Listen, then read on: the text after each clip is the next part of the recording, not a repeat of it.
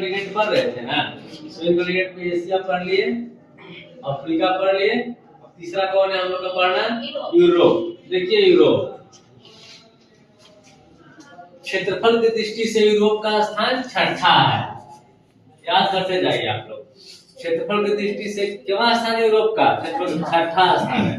और यूरोप का सर्वोच्च बिंदु माउंट एल्ब्रुस, माउंट एल्ब्रुस हम लोग का क्या था? एशिया का माउंट एवरेस्ट है ना, माउंट एल्ब्रुस। माउंट एल्ब्रुस का देखो ऊंचाई 5642 मीटर, 5642 मीटर, देख लिए ना। आगे वहाँ का न्यूनतम बिंदु समुद्र तल से कैस्पियन सागर है, और है -28 मीटर, -28 मीटर। स्थल अवरुद्ध देश देखिए, हंगरी, चेक गणराज्य, Slovakia, Austria, Switzerland, Vatican city. Vatican city हम लोग का वेटिकन सिटी सबसे छोटा देश है ना, जनसंख्या से भी और क्षेत्रफल से भी। वेटिकन सिटी याद रखिएगा ना इसको। चलिए आगे बढ़िए। इटली की गंगा वो नदी, याद रखिएगा, इटली की गंगा वो नदी।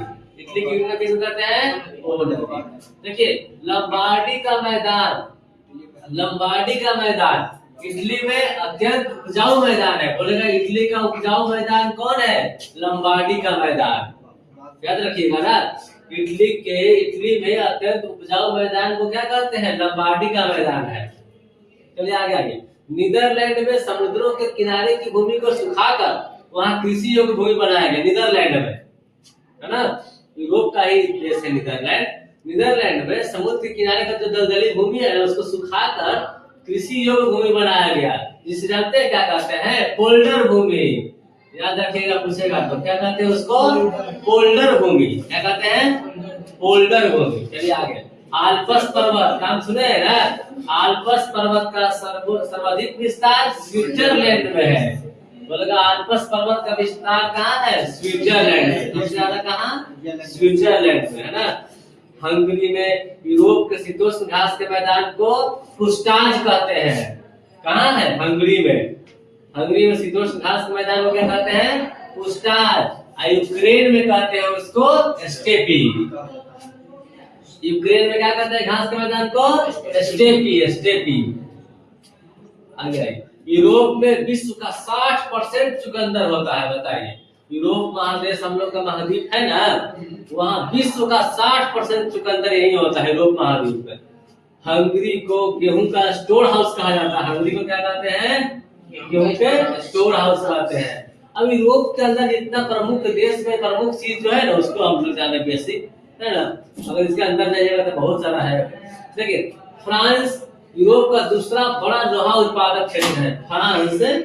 फ्रांस जो देश है ना, यूरोप में दूसरा सबसे बड़ा लोहा उत्पादक क्षेत्र है, जहाँ के लारेन लोहे का खान विश्व प्रसिद्ध है। लारेन लोहा का खान है, फ्रांस में विश्व प्रसिद्ध है। आगे देखिए। यूक्रेन का डोनेत्स्क मुख्य कोयला, डोनेत्स्क याद रखिएगा, डोनेत्स्क है ना। यूक्रेन का डोनेत्स्क मुख्य कोयला उत्पादक क्षेत्र है। उसका यूक्रेन का कोयला उत्पादक मुख्य क्षेत्र कौन है? डोनेत्स्क। देखिए इंग्लैंड में लंकाशायर, इंग्लैंड में लंकाशायर सूती वस्त्र उत्पादन का सबसे बड़ा क्षेत्र है। इंग्लैंड में सूती वस्त्र उत्पादन का सबसे बड़ा क्षेत्र कौन है? लंकाशायर। देखिए फ्रांस और जर्मनी के बीच के रेखा को कहते हैं मैग्नेट। याद रखिएगा, फ्रांस और जर्मनी के बीच के मैग्नेट, फ्रांस और जर्मनी के बीच के रेखा को मैग्नेट। पोलैंड और जर्मनी के बीच के रेखा को हिंडनबर्ग, या इसका दूसरा नाम है ऑर्डरनीसे।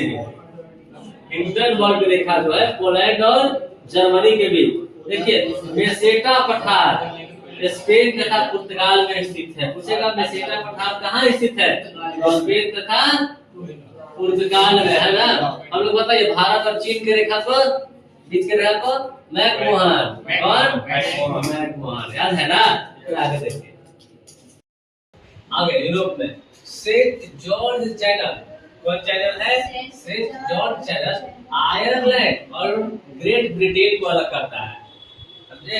आयरलैंड और ग्रेट ब्रिटेन को अलग करता है सेंट जॉर्ज चैनल, है ना। देखिए इसके दोनों के बीच स्थित है। देखिए एंटवर्प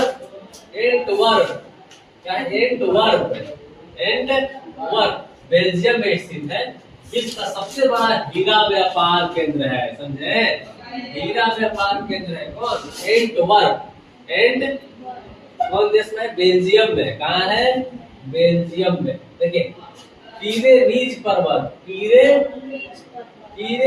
पर्वत फ्रांस को स्पेन से अलग करता है। फ्रांस और स्पेन को कौन अलग करता है, पीरेनीज पर्वत। देखिए फ्रांस के औद्योगिक क्षेत्र में टूलूज विमान उद्योग के लिए प्रसिद्ध है। टूलूज क्या है, टूलूज विमान उद्योग के लिए प्रसिद्ध है। टूलूज किस लिए प्रसिद्ध है, विमान उद्योग के लिए। कहाँ है, फ्रांस में। याद रहेगा ना जी। फ्रांस किसानों का देश है ना, किसानों का देश कहा है, या खाद्यान्न उत्पादन में आत्मनिर्भर है ना। तो खाने वाला जो भी चीज सब अपने है, आत्मनिर्भर है उसमें, समझे।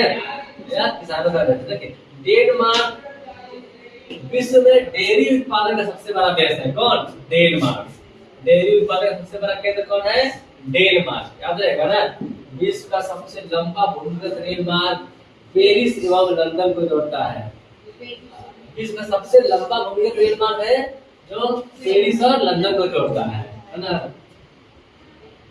रेल मार्ग का नाम नहीं दिया है, देखिए बताइएगा आप लोग इसका भूमिगत रेल मार्ग कौन है ना। देश का सबसे बड़ा भूमिगत रेल मार्ग है कहाँ, यूरोप महाद्वीप में, जो पेरिस और लंदन को जोड़ता है। वेनिस को एड्रियाटिक की रानी कहा जाता है। वेनिस को क्या कहा जाता है, एड्रियाटिक की रानी। स्विट्जरलैंड को यूरोप के खेल के मैदान का, यूरोप के खेल के मैदान क्वेश्चन में पूछा है ना। यूरोप के खेल के मैदान को किसे कहते हैं, स्विट्जरलैंड को। आयरिश गणराज्य को एमराल्ड द्वीप कहा जाता है। आयरिश गणराज्य को क्या कहा जाता है, एमराल्ड द्वीप। रोम को शाश्वत नगर कहा जाता है। रोम को क्या कहा जाता है, शाश्वत नगर। समझते हैं किस क्यों कहा गया था, रोमन साम्राज्य था, रोमन साम्राज्य बड़ी प्रसिद्ध साम्राज्य था, रोमन साम्राज्य। रोमन साम्राज्य के पूर्वज लोग बोले थे कि रोमन साम्राज्य कभी नष्ट नहीं होगा, है ना। पूरा पृथ्वी नष्ट हो जाएगा लेकिन रोमन साम्राज्य समाप्त नहीं होगा, इसलिए उसको शाश्वत नगर कहते हैं रोम को, समझे। पृथ्वी नष्ट हो जाएगा, रोमन साम्राज्य नष्ट नहीं होगा। ऐसा बहुत पहले पूर्वज लोग अनुमान, मतलब क्या बता, क्या होता है, भविष्यवाणी किए थे, शाश्वत नगर कहा जाता है, इसलिए उसको। देखिए यूरोप महाद्वीप में 44-45 अधिकारिक तौर पर स्वतंत्र देश है। ऐसे देता है कभी कभी 50 तक, समझे ना। 44-45 स्वतंत्र देश है ना। उसका यूरोप का सबसे बड़ा देश है रूस, सबसे छोटा वेटिकन सिटी आगे है आप लोग को ना। चलिए बेसिक देखिए।